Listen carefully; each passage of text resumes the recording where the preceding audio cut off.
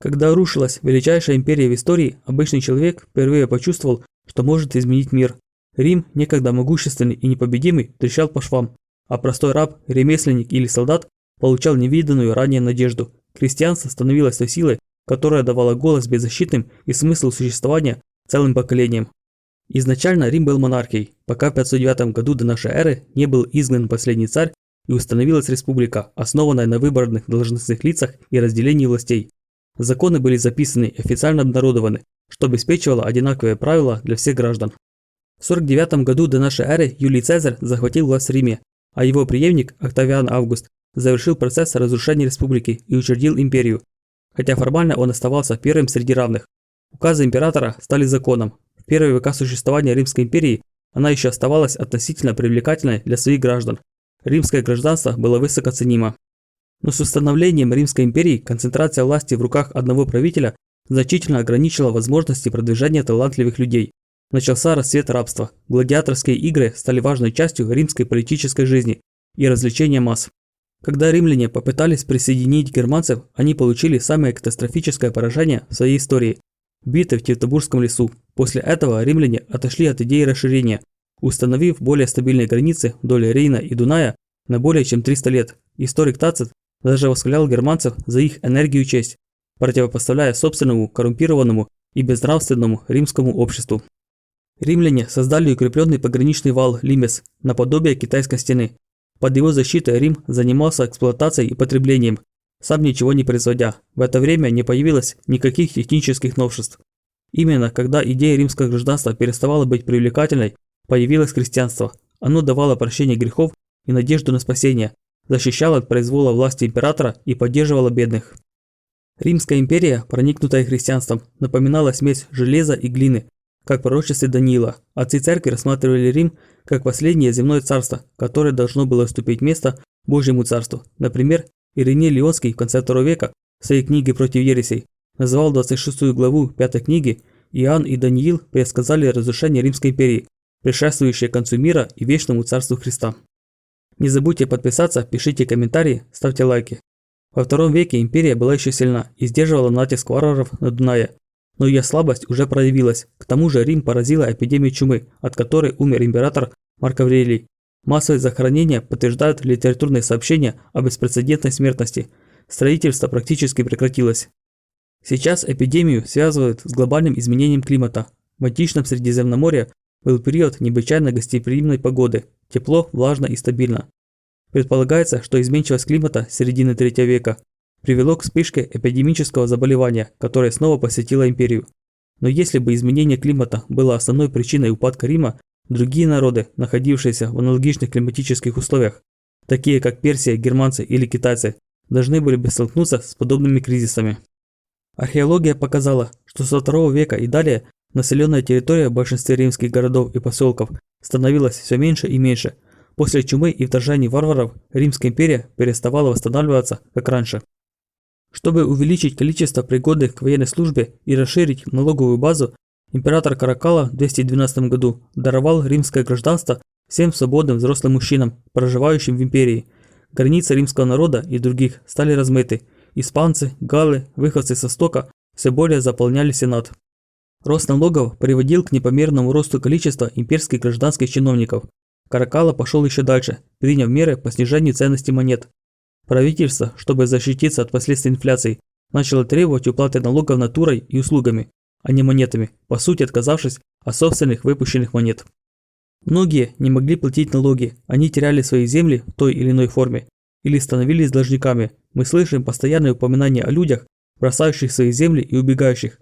Частично из-за этого римский народ постепенно мигрировал в провинции и смешивался с другими народами. Это привело к образованию новых этнических групп, таких как галло-римляне, романо-бриты, дако-римляне и другие. Исчезал чисто римский народ в традиционном понимании. Римская власть пыталась запретить отказ от аренды земли теми, кто ее взял. Более того, они должны были оставаться на земле и работать на ней. По сути, это начало того, что в средние века называлось крепостным правом. Несмотря на законы, принятые для предотвращения миграции из городов в сельскую местность, городские районы постепенно обезлюдили. Это вело к упадку крупной товарной рыночной экономики и подрывало способность обеспечивать армию. Цены росли и формировалась экономика, основанная на натуральном хозяйстве. Римские пролетарии, будучи свободными, не имели и клочка земли, а их римское гражданство фактически не давало им ничего, кроме обязанности идти на войну и отдавать свои жизни за счастье и процветание сограждан. Таким образом, уделом свободных граждан было прозябание в римских трущобах с надеждой на временную работу. Доминирующим элементом городов Римской империи был зажиточный класс декурионы. Центральное правительство, не имея возможности эффективно собирать налоги, сделало этот класс декурионов коллективно ответственным за получение доходов и передачу их имперскому правительству. Они начали покидать свои земли и города. Тогда был принят закон, что сбежавший декурион должен был быть арестован, связан как раб и отправлен обратно в его родной город. Некоторые из императоров приравнивали христиан к декурионам. Резкое падение численности населения сделало государственный аппарат и армию слишком большими для населения, чтобы их содержать, что вело к дальнейшему экономическому и социальному упадку. В начале III века в Персии появилась новая империя сасанидов. Есть мнение, что именно персы удерживали силы Рима, а не германцы, и привели к большому кризису. Но это противоречит тому, что Рим держал большинство своих войск на Балканах против германцев. Римская армия вынуждена была делить свои силы между восточной и северной угрозой. Постепенное увеличение доли неримлян в армии и принудительный набор сказались на эффективности римских войск. Большинство римских легионов обычно размещались вдоль полуукрепленных северных границ империи и никогда не участвовали в сражениях. Эффективность армии была намного ниже в поздний имперский период, чем, например, при республике. Сама армия выросла со времен Августа, когда было около 250 тысяч солдат, до времен Диоклетиана, когда стало больше 600 тысяч. Императоры были вынуждены повышать жалования. Когда один из них отказался платить премию, которую солдатам давали при восшествии на престол императора, его просто убили его войска. Последний император Северов, Александр, по совету матери попытался подкупить германцев, что разрушило его популярность. Поэтому его убили вместе с матерью. Так начался кризис III века. Из-за того, что солдаты в римской армии стали смещать и назначать императоров по своему усмотрению, среди них стало невозможно удерживать дисциплину, на которой держала сила римской армии. Поэтому Рим начал набирать солдат из германцев, притом целыми племенами или родами, не обучая их. Внутри таких отрядов было легко поддерживать взаимодействие. Это сделало римское командование более зависимым от германских лидеров. Императоры, прибегавшие к такой политике, осуждались сторонниками традиционного отношения к варварам, которые считали их скорее животными, нежели людьми. Варвары становились все более напористыми, а их набеги в пределы империи все более дерзкими. Контакт с империей увеличил их материальное богатство и военный опыт. Глубокий рейд германцев, опустошавших в 276 году Галлию, Испанию и Северную Италию, привел к разрушениям, которые некому было восстанавливать. На предотвращение, или по крайней мере на оттяжку кризиса в империи, направлялись усилия также греческих философов. Они играли важную роль в укреплении идеологии власти, а их труды через систему образования оказывали значительное стойкое воздействие на умы. Философ Цельс первым выдвинул письменно зафиксированное обвинение против христианской церкви в упадке Рима. Император Деций считал, что одна из причин кризиса заключалась в отходе народа от поклонения древним богам. Когда все поклонялись богам, дела шли лучше, а слава и мощь Рима усиливались. Гонения Деция на христиан продолжались недолго. Попытки сплотить народ вокруг себя император Аврелиан вел культ непобедимого солнца. Он был похож на христианство в своих символах и идеях, но полностью подконтролен власти и не предложил глубоких духовных ценностей. Императору Диоклетиану удалось временно остановить кризис в Риме. Он начал использовать титул «Доминус» – «Господин», что подчеркивало его абсолютную власть и отличие от ранее формального титула «Первого среди равных». При этом на практике была введена тетрархия, страна разделена на 4 территории с отдельными соправителями. Диоклетиан в 301 году издал знаменитый указ о максимальных ценах. Результатом этого стали беспорядки на улице и исчезновение товаров. Ограничение цен не сработало, было постепенно отменено. Упадок римской армии и властных структур начали связывать с влиянием христианства, что стало одной из причин Великого гонения. Под воздействием своего соправителя Галерия Диоклетиан издал указ о казни христиан за отказ поклоняться римским богам. Но правительство было не в состоянии остановить самопожертвование христианских мучеников во имя христианской церкви, поэтому неудача гонений стала неизбежной. Репутация римской власти была сильно ослаблена. Гонения оставили глубокий след в христианской традиции, которая активно прославляла своих мучеников и осуждала гонителей. Количество христиан стремительно росло. Константин Великий поместил символ креста на римские штандарты и основал новую столицу. Рим же становился центром церковной власти. Несмотря на официальное принятие христианства, римские императоры продолжали оставаться деспотами и вмешиваться в дела церкви. Император Феодосий устроил резню в Фессалониках, но был вынужден просить прощения у Амвросия Медиаланского. Вскоре разделение Римской империи на западную и восточную нанесло еще один удар по престижу римлян. Германские наемники, служившие римской армией, еще в середине IV века стали возвращать себе свои первоначальные имена. В следующем столетии римляне стали принимать германские имена. Это стало весьма модным увлечением, и к VIII веку процесс варваризации имен стал повсеместным. В 372 году с Азии пришли гунны и напали на готов, которые стали просить у Рима поселиться на свободных землях империи, что было началом великого переселения народов.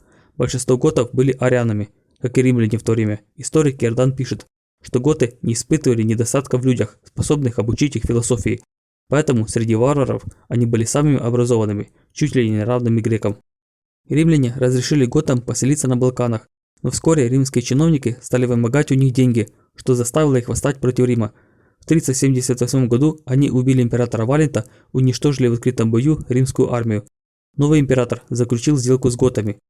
Вскоре они снова восстали, но римляне ничего не смогли сделать, потому что из-за внутренних интриг казнили командующего своей армией вандала Стилихона, и его войска перешли на сторону восставших. Под предводительством Алариха готы вошли в Италию и осадили в 410 году Рим. Они разграбили город, оставив христиан и церкви нетронутыми, потому что сами были христианами. Падение Вечного города вызвало шок в римском мире. Святой Августин посвятил этому свою книгу «О граде Божьем», частично в ответ критикам, которые обвиняли в разграблении Рима, отказ от языческих религий. Августин сравнил его с Троей, которую не уберегли боги. Другой монах Сальвиан, которого сравнивали с пророком Иеремией, считал падение Рима наказанием за его грехи, в частности, за оставшиеся элементы идолопоклонства и моральное разложение. Он выступает в защиту варваров, говоря, не столь ли предосудительны их пороки, как наши? Удивителен ли обман со стороны Гуна или Гиппида, если они не знают, что это грех? Сальвиан пишет, что когда Трир был почти разрушен варварами, тем не менее, первой петицией его немногих выживших дворян было то, чтобы император восстановил цирковые игры. Варвары пользовались поддержкой широких масс римского населения. Сальвиан пишет, чтобы не погибнуть под тяжестью государственного бремени, они идут искать у варваров римской человечности, поскольку не могут больше сносить варварской бесчеловечности римлян. Они уходят к готам или боговудам, или к другим варварам, которые господствуют повсюду и совсем не сожалеют об этом. Но другие варвары в других местах вели себя гораздо более жестоко. Это сопровождалось внутренней войной среди римлян. Германский эпос и саги почти полностью игнорируют существование Римской империи и не упоминают падение Рима. Настолько он не считал это значимым. Когда появился Аттила, он описывался христианами как враг человечества. Его считали бичом Божьим, который наказывал римлян за их порочную жизнь. Римлянин Аэций, благодаря главным образом германским союзникам, остановил его продвижение на каталунских полях в 451 году. После этого он стал одним из самых влиятельных людей в Западной империи и поэтому был убит в ходе политических интриг. Аттила по возвращении из Галлии обрушился на Северную Италию, но после личной встречи с папой Львом I ушел. Всего через 2 года после гуннов вандалы пришли из Африки в 455 году и снова разграбили Рим. Они намеренно портили статуи, и поэтому позже епископом Блуа был придуман термин «вандализм» для описания событий после французской революции. Но и слово епископа Сальвиана, который жил в V веке, если кто-то ведет порочную жизнь под властью готов или вандалов, то это римлянин.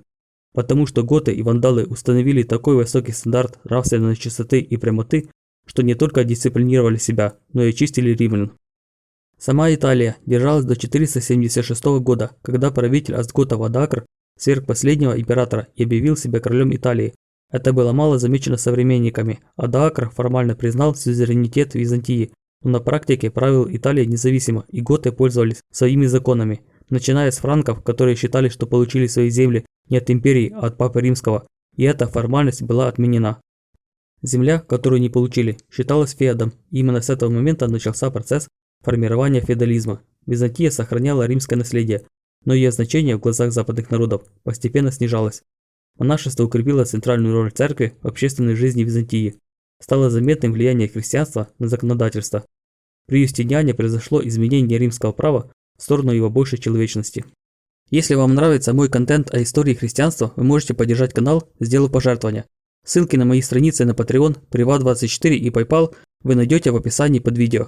Ваша поддержка очень важна.